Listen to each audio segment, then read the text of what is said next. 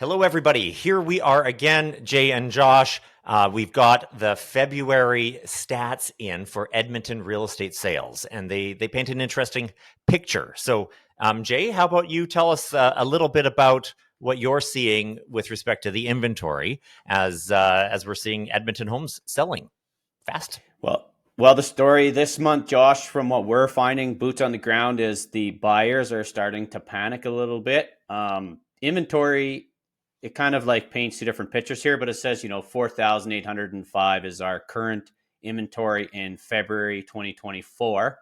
Seems like you have a little bit to choose from, but there's some other indicators that are causing buyers to have to almost stampede a little bit, really. If we look at this, I just pulled this data this morning, March 6th. 1,645 new listings have come in the last 30 days. But if we look at solds, 2,150 have sold. So those numbers are in trouble here because there's not as many new listings coming onto the market as have sold. So that means that, we're losing inventory and we're losing it at a quick pace. What we have found is you're going to see this data, 845 price changes, and that's the ones that were overpriced to start with. They haven't sold, they're starting to come down, and we're going to start to see some of those get chewed up as well by the marketplace. So overall, we're running into a little bit of a problem. We are definitely in a seller's market now. If you're a buyer, you got to be on it and you got to be quick if you want to try and get a house. I think this week alone, I've been in 3 multiple offers. Some of them had 6 offers at one time. So in the lower favorable price point, we're seeing a lot of pressure coming at us. That's super interesting, Jay. We know that a lot of the country has experienced sellers markets quite a lot over the last many years, especially in the short period after COVID. But we haven't seen that the same way in Edmonton. So, how often would you say you've seen Edmonton, even in the last 5 years, in a seller's market? I think this aggressive, we've seen 2 of them. They're shorter amount of time. And again, it's the same thing. It was like, that real COVID push. But last year, early in the year, we did experience some of this and then it slowed back, but it's definitely coming at us full throttle. So we'll see what Yeah. happens. We're excited to see what comes next. It looks like maybe we're going to see another rate decrease here in June-ish of some time. So who knows what will happen at that point. So let's have a And look at you maybe know some what? prices. Here, how about I just add one here really quick? We look back at last spring, that corresponded with a big decrease in the fixed interest rates. We had interest rates drop to the mid 4% range, and Right. we did have a really busy spring across the country. And Alberta actually had lower interest rates than anywhere else in the country, which is not normal, but it certainly helped with kind of kickstarting that market a year ago. So you said, let's take a look at the sale prices here. Yeah. So here we are in February 2024. The median price, so this is for all residential property type in the greater Edmonton. So that's going to include Leduc, Beaumont, everywhere around it. 2.1% change month over month, but year over year, we're seeing a 12% change in this median price. And we're definitely seeing that when we're out shopping. Prices are rising and buyers are buying. So that's what's happening, all residential property types. As we kind of break down this market a little bit differently, we're seeing a detached home. So this is just going to be any home that's detached. 3.3% month over month increase, 8.5% year over year, $465,000 median price. What we are finding though with this number, I do feel this is a little bit skewered. Inside of Edmonton, what you're getting for 465 versus going to Spruce Grove, huge difference. And so inside of Edmonton, this is going to be a tough sort of 3-bedroom, 2-bath attached garage. We're going to have a hard time finding this. If we leave the city, we'll find it. But so this price is definitely, going up as well. But there's still something to be found for these prices. If we No, look at Jay, yeah, Jay, can I ask a question here? If we look at the year over year, it's 8.5%, but month over month, it's 3. Obviously, multiplying that month over month by 12, it's going to be a lot more than 8%. What would you say is the reason why, kind of since January, we've seen such a big increase, but over the last year, not as big?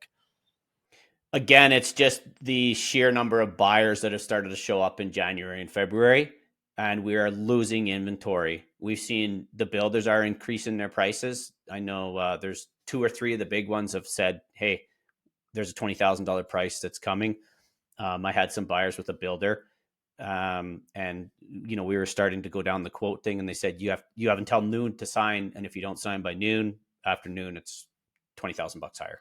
So that's exactly what's happening. We're just running into this inventory problem, and buyers, I think, have confidence, and there's a whole bunch of them coming from the east and from the west as well.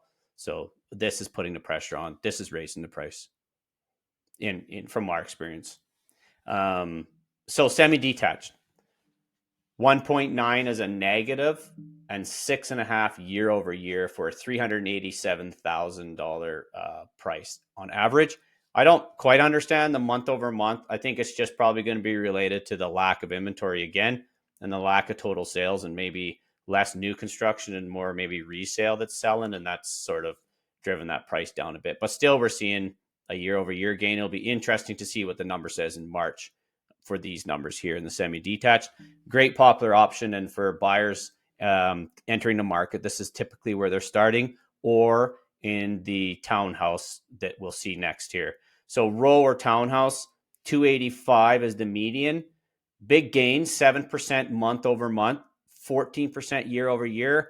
And so with detached and with the townhouse, that's where we're seeing the most pressure.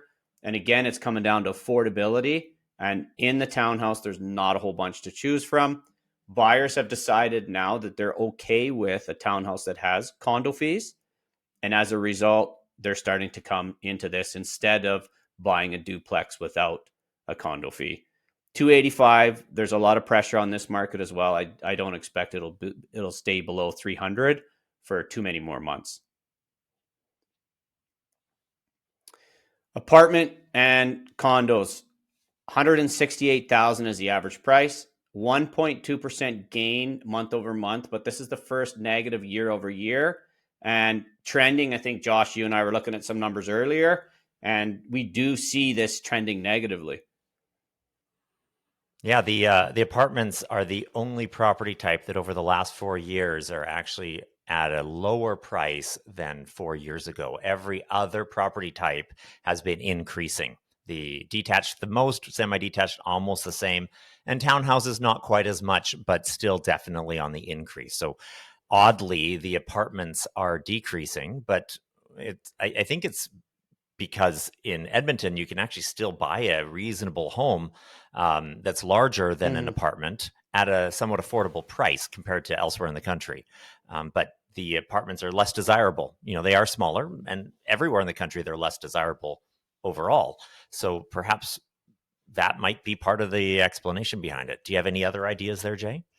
Well, I think these apartment dwellers that are coming here, especially from BC, like in Vancouver, they're selling their apartments and they're moving here and they're buying houses. And I think when the market sort of normalizes and the prices start to creep up again, it's going to force people back. First time buyers or people are going to have to settle for the apartment when the prices are raised, and they won't have a choice. That's what they can afford. That's what they can get. So I do agree. I think that's exactly what's happening right now. Buyers have a choice, and they're choosing not to buy, these apartment style condominiums yet. But there's also been some really cheap apartments that have sold, like we're talking below 50,000. So that's going to change that number a bit. But I do think that's exactly what we're going to see, and it'll take a while for this market to turn around and start climbing up again.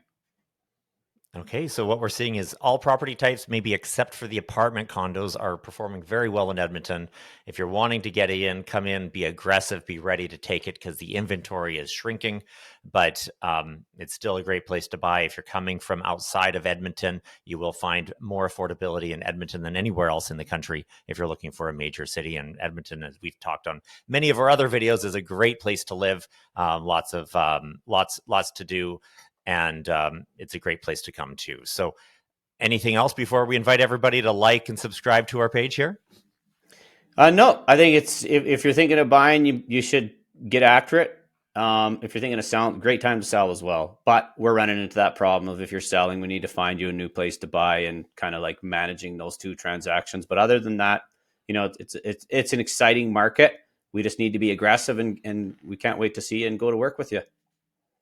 Awesome. Thanks so much, Jay. Everybody, if you've liked this video and want to see more of our content, make sure you click on like, subscribe to the page, maybe hit the bell so that you get notified as we leave more and more content here on YouTube. Look forward to seeing y'all next week.